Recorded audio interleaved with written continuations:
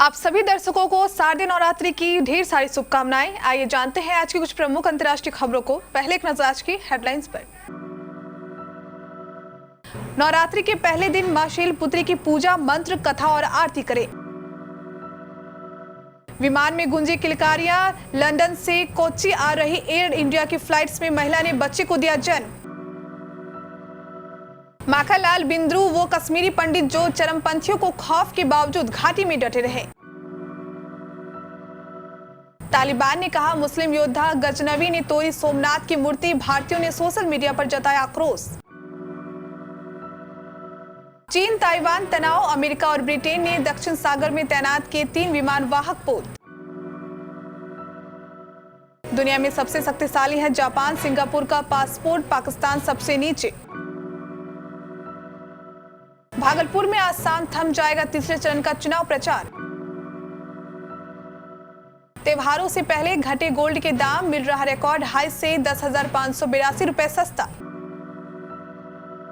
बूढ़े राखी सावंत को देखकर चौंक गए फैंस, लोग बोले ये क्या हो गया। डिलीवर्स आखिरी गेंद पर नहीं लगा सके छक्का। भुवनेश्वर ने दिलाई हैदराबाद को सम्मान की जीत। नवरात्रि के पहले दिन मां दुर्गा के प्रथम स्वरूप शैलपुत्री की पूजा की जाती है। सफेद वस्त्र धारण किए मां शैलपुत्री के दाहिने हाथ में त्रिशूल और बाएं हाथ में कमल शोभायमान है।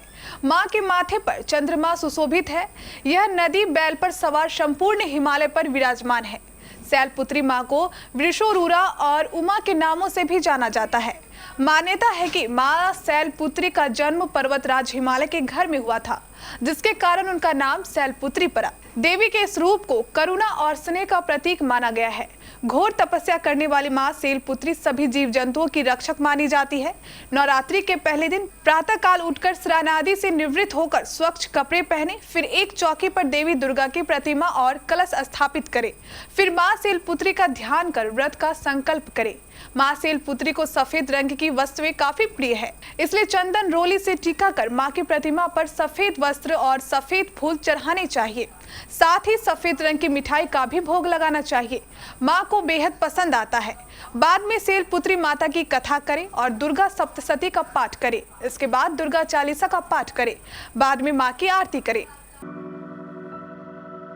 लंदन से कोच्चि आ रहे एयर इंडिया के विमान में मंगलवार को एक बच्चे का जन्म हुआ। 200 यात्रियों को लेकर उड़ान भरने वाले इस विमान में एक प्रेग्नेंट महिला भी सवार थी। अचानक उसे लेबर पेन शुरू हो गया, जिसके बाद विमान संख्या AI 150 में मौजूद 2 चिकित्सकों और 4 नर्सों ने महिला की डिलीवरी करवाई।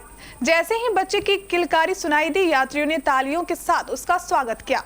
फ्रैंकफर्ट ले जाया गया विमान महिला ने एक बेटे को जन्म दिया है। चूंकि महिला को चिकित्सीय देखभाल की जरूरत थी, इसलिए विमान को फ्रैंकफर्ट के लिए मोड़ दिया गया। महिला, नवजात और एक अन्य यात्री वहीं उतर गए और उन्हें फ्रैंकफर्ट के एक अस्पताल में ले जाया गया। बाद में विमान कोच्चि के लिए रवाना हो गया। श्रीनगर में मंगलवार को जाने माने फार्मासिस्ट माखनलाल बिंद्रू समेत 5 लोगों की हत्या से कश्मीर घाटी के उन लगभग 1000 कश्मीरी पंडित परिवारों को फिर से फिक्र में डाल दिया है, जिन्होंने 90 के दशक में चरमपंथी घटनाओं में उभार के बावजूद कश्मीर को नहीं छोड़ने का फैसला किया था। जबकि उनके ही समुदाय के बहुत सारे लोग अपना घर कारोबार छोड़ बाहर जाने लगे थे। 68 वर्षीय माखनलाल बिंद्रू श्रीनगर में पिछले 40 सालों से दवाएं बेचते थे और वहां लोग उन्हें घर घर में पहचानते थे। मंगलवार शाम कुछ अज्ञात हमलावरों ने श्रीनगर के एक बाल पार्क इलाके में उनके ही फार्मेसी बिंदु हेल्थ जोन पर उनकी गोली मारकर हत्या कर दी। असामाजिक कार्यकर्ता सतीश महलदार बताते हैं कि MLA बिंदु ने 1970 में खुदरा फार्मेसी का व्यवसाय शुरू किया था। वह कहते हैं आम लोगों के बीच में उन्होंने इतना विश्वास अर्जित कर लिया था कि उनकी दुकान पर भीड़ लगी होती थी और उनकी पत्नी को काम में हाथ बटाना पड़ता था। अपनी सरकार को मान्यता दिए जाने के लिए दुनिया भर के सामने गिड़गिड़ा रहे तालिबान ने अपना असली चेहरा दिखाना शुरू कर दिया है। अपने कट्टरपंथी एजेंडे को आगे बढ़ाते हुए तालिबान ने भारतीयों को चिढ़ाने के लिए बेहद आपत्तिजनक बयान देकर पुराने जख्म कुरेदने की नापाक कोशिश की है। तालिबान के शीर्ष नेता अनस हक्कानी ने भड़काऊ ट्वीट में महमूद गजनवी द्वारा सोमनाथ मंदिर की मूर्ति को तोड़ने के उसके कृत्य का महिमा मंडन किया है। दरअसल हक्कानी ने मंगलवार को सुल्तान महमूद गजनवी की दरगाह का दौरा किया। इसके बाद ट्विटर पर उसने गजनवी का महिमा मंडन किया। तालिबान के शीर्ष नेता अनस हक्कानी ने किया महमूद गजनवी का किया गुणगान। उसने अपने ट्वीट में कहा कि हमने 10वीं शताब्दी के प्रसिद्ध मुजाहिद सुल्तान महमूद गजनवी की दरगाह का दौरा किया। गजनवी ने गजनी से निकल एक बड़े क्षेत्र में एक मजबूत मुस्लिम शासन स्थापित किया। उसने सोमनाथ की मूर्ति को तोड़ा। उल्लेखनीय है, मोहम्मद गजनवी भारतीय इतिहास का एक खलनायक है। उसने गुजरात के सोमनाथ मंदिर को तोड़ा और वहां से बहुत सी संपदा लूटकर अफगानिस्तान ले गया था। लूटपाट के इरादे से उसने भारत पर 17 बार आक्रमण किया था। उसे लंबे समय तक मुंह की खानी पड़ी, लेकिन भारतीय राजाओं में प्रतिद्वंदिता के कारण उसे अपने अंतिम दौरे में सफलता मिली। ताइवान को चीन अपना हिस्सा मानता है, जबकि कई देश उसके साथ कूटनीतिक रिश्ते बना रहे हैं। इससे गुस्साया चीन लगातार ताइवानी हवाई क्षेत्र में अपने लड़ाकू विमान भेज रहा है। जंगी विमानों के इस प्रदर्शन के बाद बुधवार को फ्रांसीसी सीनेटरों का एक समूह 5 दिनी यात्रा पर ताइवान पहुंचा है, जबकि अमेरिका व ब्रिटेन ने दक्षिण चीन सागर में फिलीपीन के पास अपने 3 विमान वाहक पोत तैनात कर दिए हैं। ताइवान क्षेत्र में बड़े तनाव के बीच फ्रांसीसी सीनेटर एलन रिचर्ड की अगुवाई में एक समूह ताइवानी राष्ट्रपति साई इंग वेन समेत देश के आर्थिक व स्वास्थ्य अधिकारियों और मुख्य भूमि मामलों की परिषद के साथ बैठक करेगा। फ्रांस के पूर्व रक्षा मंत्री रिचर्ड इससे पहले 2015 व 2018 में ताइवान का आधिकारिक दौरा कर चुके हैं। उस वक्त फ्रांस में चीन के राजदूत लू साई ने फरवरी में चेतावनी पत्र भेजकर रिचर्ड का दौरा रद्द करने के लिए कहा था। दुनिया में जापान और सिंगापुर के पास सबसे शक्तिशाली पासपोर्ट है। इस सूची में पाकिस्तान और उत्तर कोरिया सबसे नीचे है। वहीं बुर्किना फासो ताजिकिस्तान के साथ भारतीय पासपोर्ट 90वें स्थान पर हैं। इन देशों के पासपोर्ट धारक बिना वीजा के 58 देशों में प्रवेश कर सकते हैं। हैनले एंड पार्टनर्स ने दुनिया के सबसे शक्तिशाली पासपोर्ट की रैंकिंग जारी की है। फर्म के हैनले पासपोर्ट इंडेक्स ने दुनिया के सभी पासपोर्टों को उन गंतव्यों की संख्या के अनुसार वर्गीकृत किया है जहां उनके धारक बिना वीजा के जा सकते हैं। हालांकि इंडेक्स में कोविड-19 के कारण दुनिया के देशों द्वारा लगाए गए अस्थायी यात्रा प्रतिबंधों को ध्यान में नहीं रखा गया है।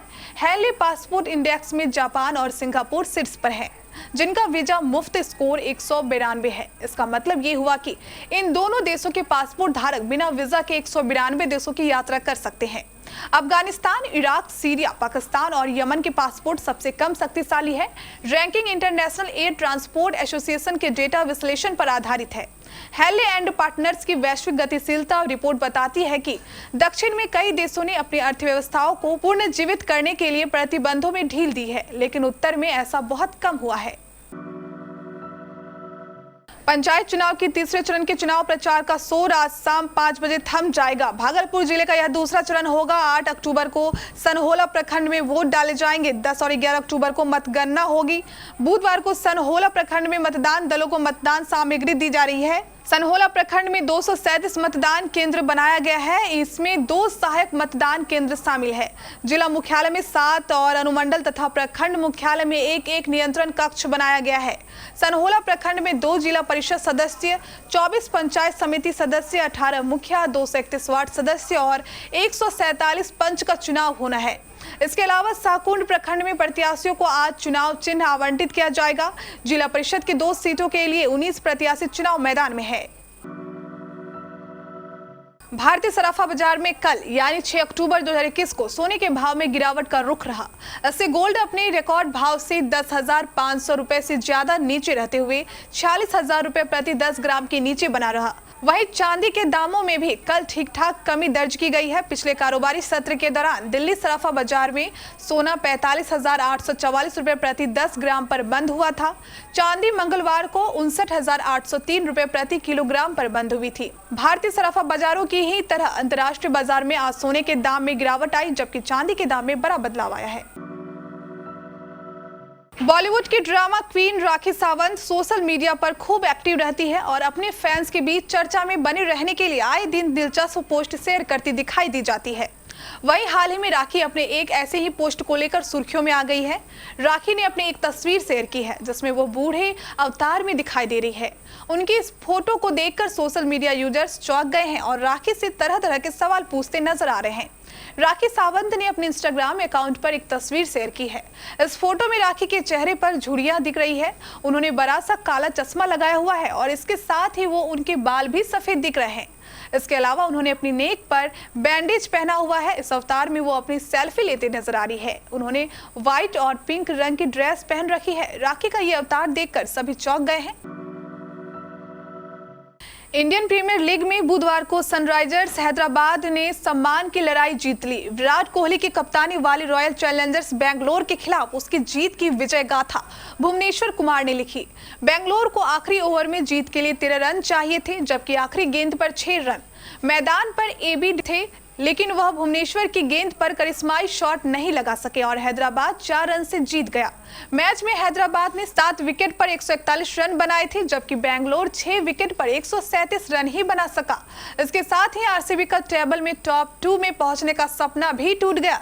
टीम की ओर से सलामी बल्लेबाज देवदत्त पैडिकल ने सर्वाधिक 41, जबकि ग्लेन मैक्सवेल ने 40 रन बनाए। सनराइजर्स की team Harshal Patel, Dan Christian और युजवेंद्र चहल की प्रभावी गेंदबाजी के सामने 7 विकेट पर 141 रन बनाए थे।